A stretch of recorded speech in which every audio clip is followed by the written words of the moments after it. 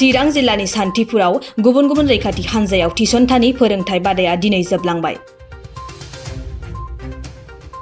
BTR सरकारजों बानजायनायाव आरो 14 नं चिरां दुवार ब्लक इउपिपिएल 10थि दुवार दखरा दुलाराय बर' फरायसा आफाद आरो बारग' एनडिएफबिनि हेफाजाबजों थांनाय 1 नबेम्बरनिफ्राय चिरां जिल्लानि सान्थिपुर गोजौ फरायसालिनि गेलेग्रा फोथाराव खुंजानाय पुलिस, मिलिटारि आरो फरा मिलिटारि एबा रैखाथि हान्जाफोराव थिसनथानि फोरोंथाय बादाया दिनै थुंगेलांबाय। फोरोंथाय बादानि जोबथा सानाव बादायाव बाहागो लानाय लाइमोन सेंग्रा सिख्लाफोरनो आनजाद होनो फरायनाय समाव हेफाजाब जानायनि थाखाय गांफा गांफा बिजाबखौबो राननानै होनाय जायो।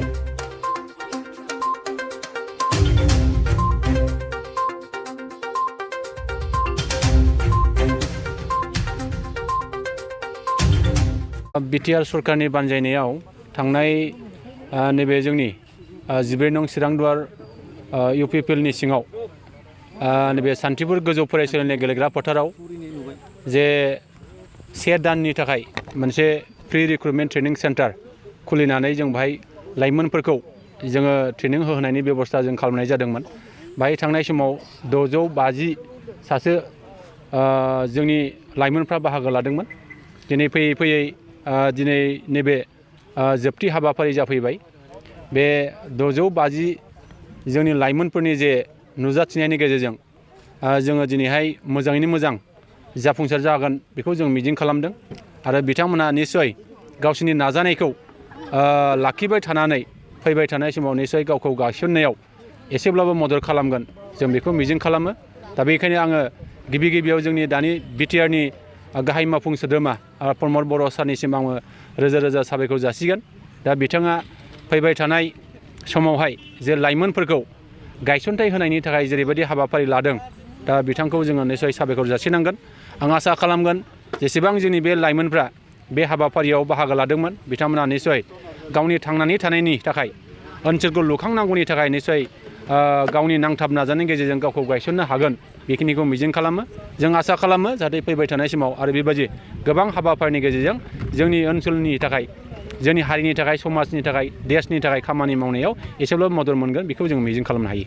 जोङो नैबे दिनैनि फोजोबनाय फोरबोनि गेजेरजों जोङो लाइमोनफोरनो नैबे हाबाफारियाव बाहागो लानाय जोंनि फंबाय बिनानावमोननो गांफा गांफा जोङो जेखिनि जोङो गुबुन गुबुन जे आर्मियाव, एसएसबिआव, आइटिबिपिआव, बिएसएफआव, आसाम राइफलाव जेरैबायदि जोङो बादायलु खालामनांगौनि थाखाय जेरैबायदि बिजाब जोंनो नांगौ गोनांथि जायो बे बिजाबखौबो जोङो दिनैनि हाबाफारिनि गेजेरजों गांफा गांफा बिथांमोननो राननानै हरनाय जायो।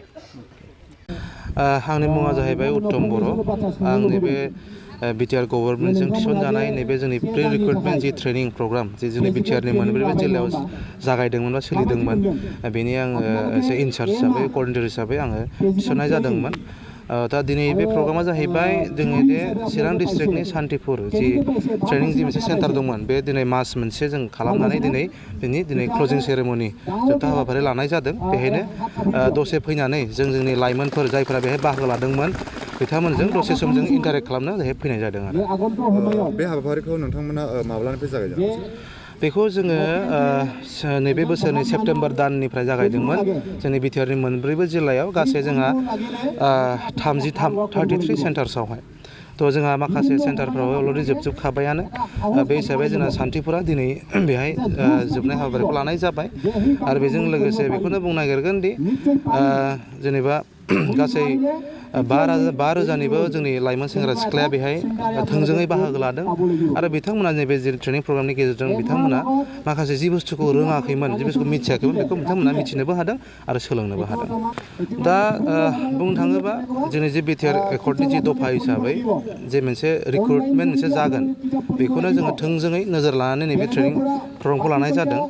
थ' बेहाय जिखिनि मिनिमाम जिखिनि नांगौ मिनिमाम जेनेबा सोलोंथाइ, मिनिमाम माखासे बे फिजिकेल स्टेन्डार्ड, मिनिमाम माखासे बे बैसो, बे मिनिमाम केटेगरिखौहाय बेखौ जि दङ बेखौनो थि खालामनाय जादों। खिन्थु मेक्सिमाम जि दङ, मेक्सिमाम जि बैसो दङ बेखौहाय जोंनि बिटिआर सरकार, आसाम सरकार आरो सेन्ट्रेल भारत सरकार बिदिनो ज' सावरायनानै बेखौ बबे लेभेलसिम लांजायो बेखौ दासिमबो सावरायगासिनो दङ। बेखौ दासिमबो थि खालामनाय जाथ'वाखै। जेखिजाया मिनिमाम जि दङ, मिनिमाम बार बा मिनिमाम जि एज बार दं बे मिनिमामानो थागोन बे जि दङ बेनो थागोन खिन्थु बे गोजौनि बैसोआ बेसेबांसो जानो हागौ बे दासिम बेखौहाय थि खालामनाय जाथ'वाखै बेखौ बे प्रग्रामखौ लानानै दिनै जे प्रि रिक्रुटमेन्ट ट्रेनिं प्रग्राम बेनि गुबै थांखियानो जाहैबाय दि जोंना बोसोर जाबाय जोंनि लाइमोनफोरा बेबायदि डिफेन्स लाइनाव थिसननाय बा डिफेन्स लाइनाव थांनाय जि हुदाया बे खम जालांबायमोन बेनि जाहोनावहाय जोंहा बेखार समस्या बांसिननिफ्राय बांसिन जालांगासिनो दङ बेनिखायनो बे सरकारि नाजानायावनो जाहाथे जिखिनि बेसिक जिखिनि इनफरमेसन नांगौ जिखिनि ट्रेनिंखौ नांगौ बेखिनिखौ होनानै जाहाथे बिसोरनि गोसोखौ जाहाथे जोङो आरो बेजों लोगोसे बिसोरनि गोसोजों लोगोसे जोंनि बे बिटिआरआव मोनसे आबहावा जाहाथे जों लाबोनो हायो दि जोंहा बे खेथ्रआवबो जोंहा गोसो गुदुं जानानै नाजायोबा बेहायबो साख्रि लानानै गावबा गावनि लाइफखौ सेटेल खालामनो हायो आरो बिटिआर एकर्डआव बे दफा थिसननायनि मेन गुबै थांखिया बेनोखा